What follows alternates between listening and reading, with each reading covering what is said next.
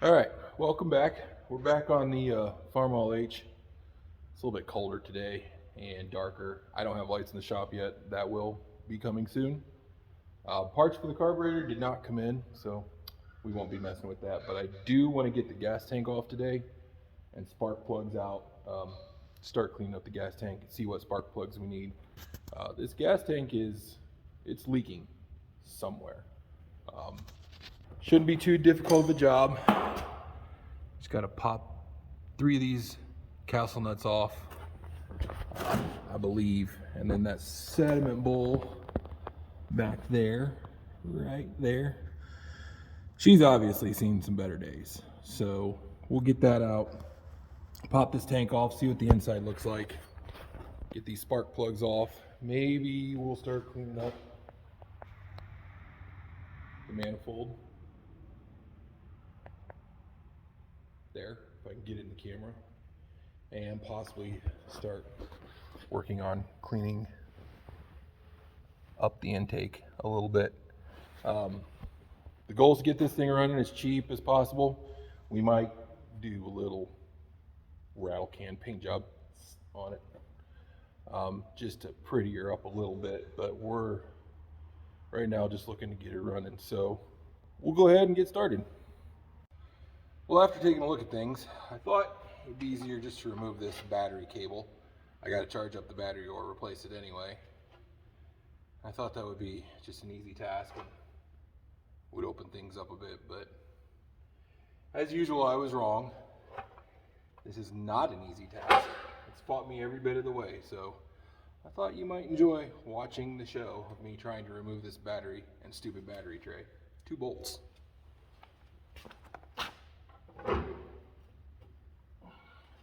Sometimes you just gotta bend it, force it.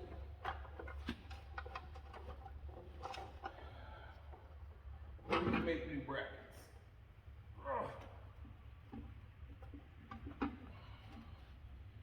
Hey, stupid.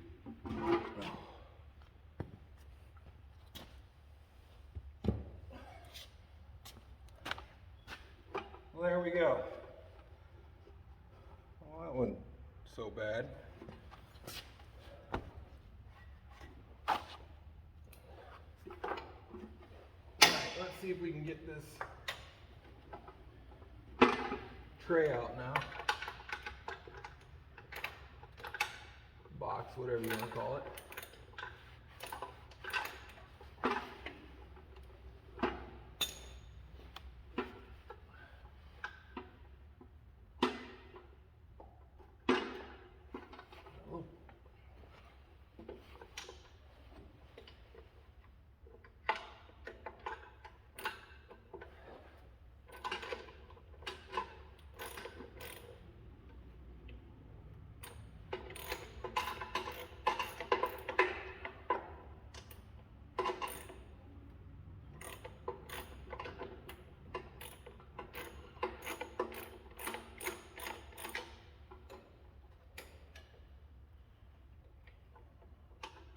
Of course, when you're working with rust, you can never get something loose and then take it off the rest of it with just your fingers.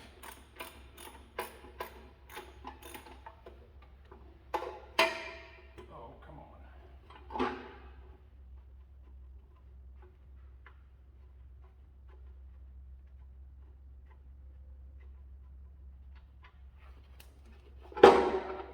Alright, we'll give this a little wire brush action and give her a Farmall red spray paint job. See that nasty sediment bowl a little bit better. I'd say she'd been running some tarnish and rust for a while. Might explain some of the spit in its buttering. Alright, got some cotter pins we need to remove. And me being the super organized person that I am, I've got tools spread out everywhere. Aha! They were camouflaged it. The rust colored pliers camouflaged in the rust.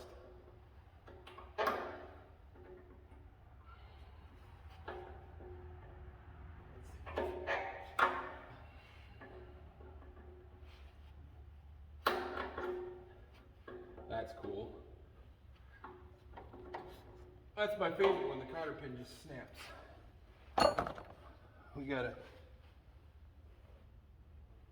solution for that. You need a little bit bigger socket.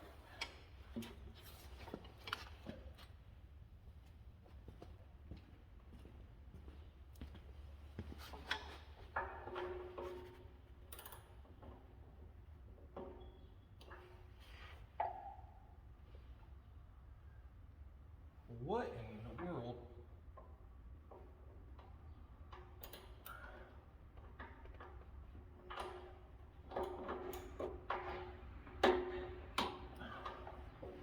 It's fitting the press.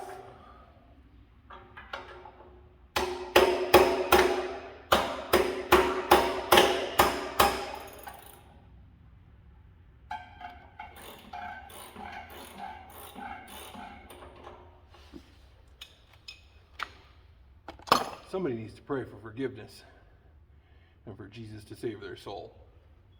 You don't put a metric nut on one of these old farm tankers.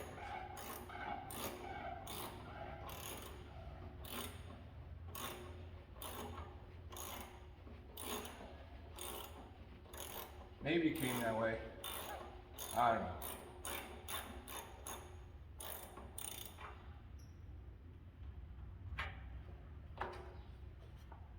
Okay. Let's do that 2 more times.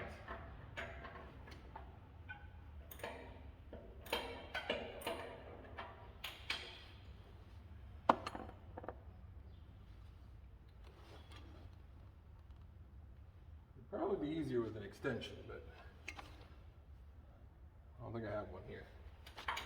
So we're not going to worry about it. We'll fight through it. Right tool, do the right job.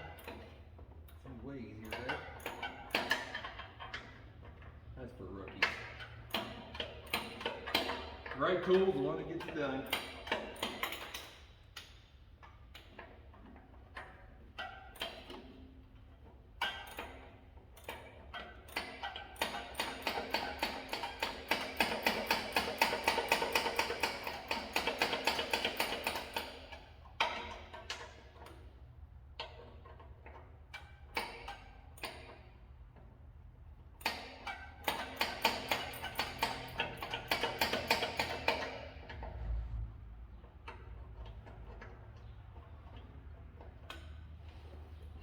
I can't tell if the whole thing's twisting or not.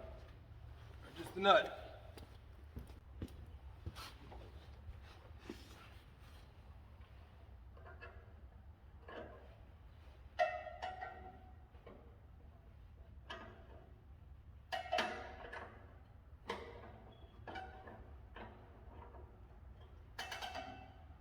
No, it's just the nut. It's just a pain in the butt.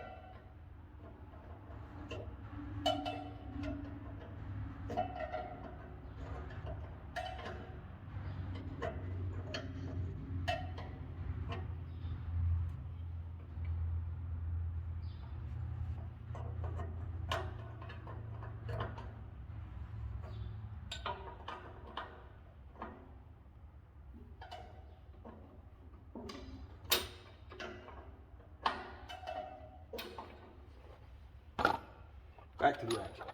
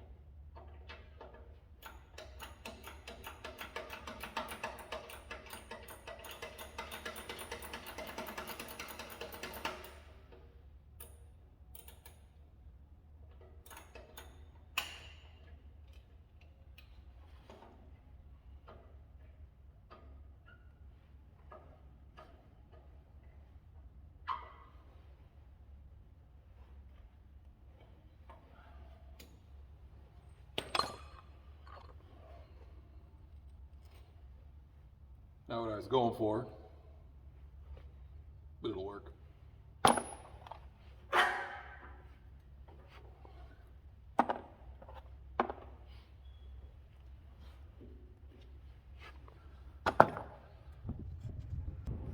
Okay, I got one more of those bolts over on the other side, those nuts to take off to get this tank off. But right now, I want to tackle this sediment bowl while I'm over on this side. Yep, one more opportunity to snap a fuel line. We haven't done that yet, so let's do our best, see what we can do.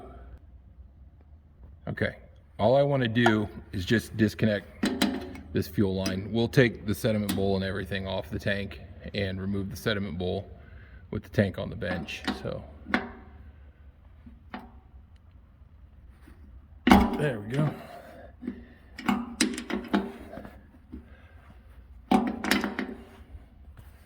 Switch hands. Hold this here. Phone camera a little better. This isn't a high budget production. We got the Samsung's Galaxy doing the filming, and I am the cameraman.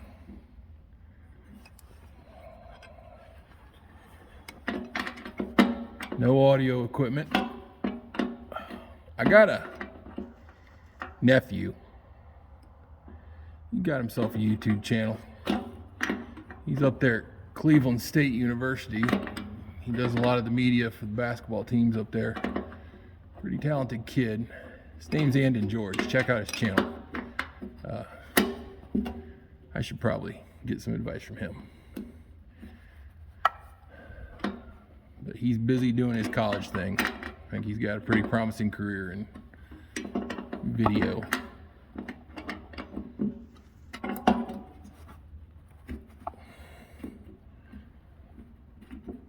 All right, come on.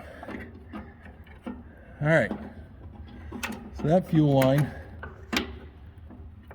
is off. That one goes down there to where right down there to the carburetor. So that is now a free line. We'll blow some carb cleaner through there just to make sure she's empty and free flowing. So now I'm going to go to the other side, take that nut off. We're not going to film that. Same thing that we've been doing here. So we'll come back when I get that thing off. Well, in typical fashion, we had a mishap. I was setting up a container to drain all that muck and junk out of the sediment bowl. I thought we could dump it into a bucket with all the antifreeze from Stepchild, the old Ford step-side truck.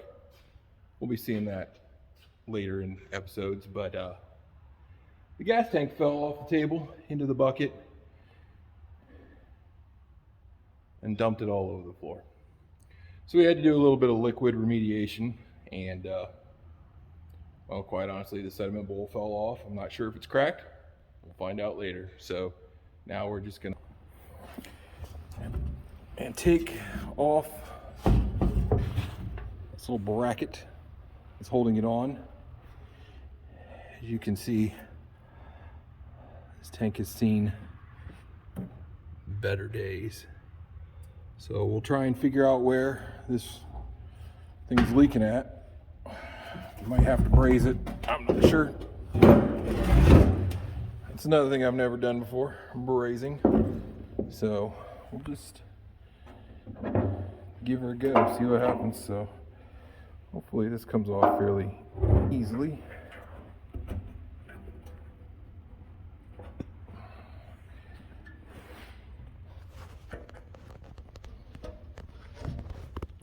Look, you try and hold a camera and loosen one of these suckers up, or tighten it. This is what I'm doing.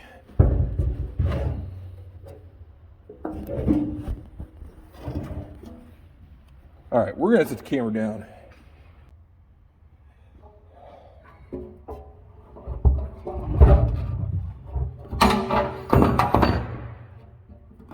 Oh yeah.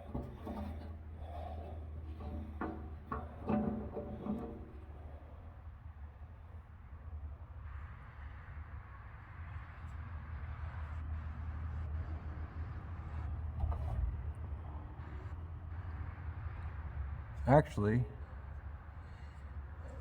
doesn't look too bad. Let's see if we can. Yep.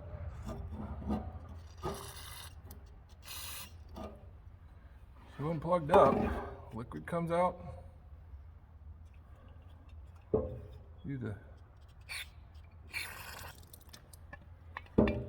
top and through the side. So you weren't plugged.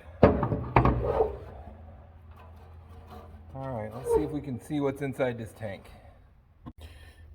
Alright, let me get you on up in here. You are not going to believe this. Let's see if we can.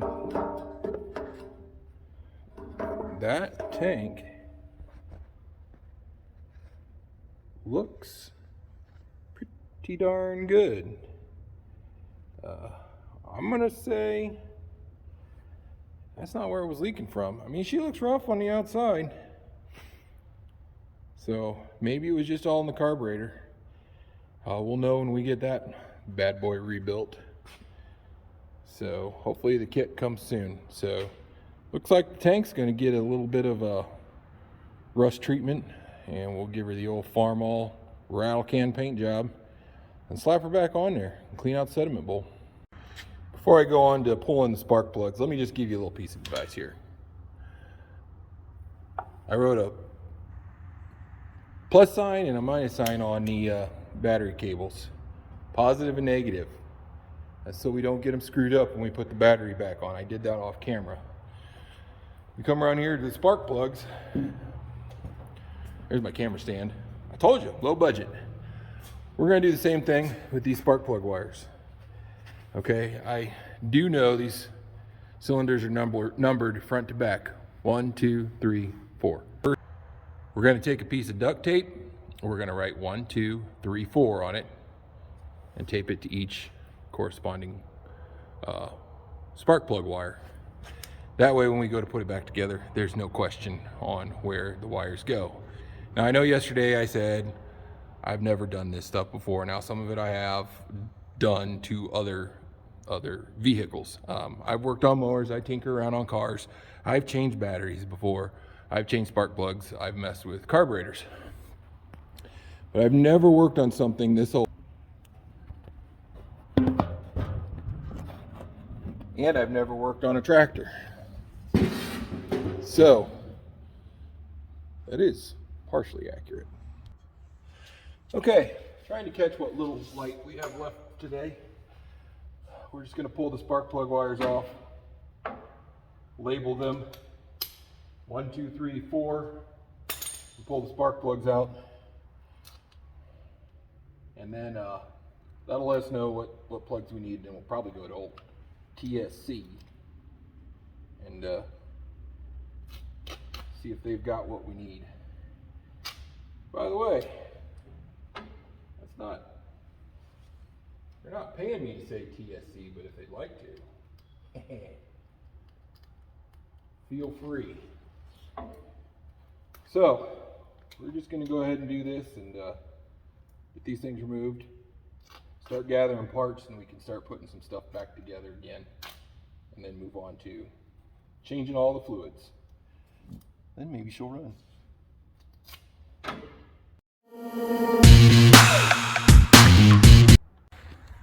All right, well, spark plugs are out, and I am no expert at reading spark plugs, but I'm learning.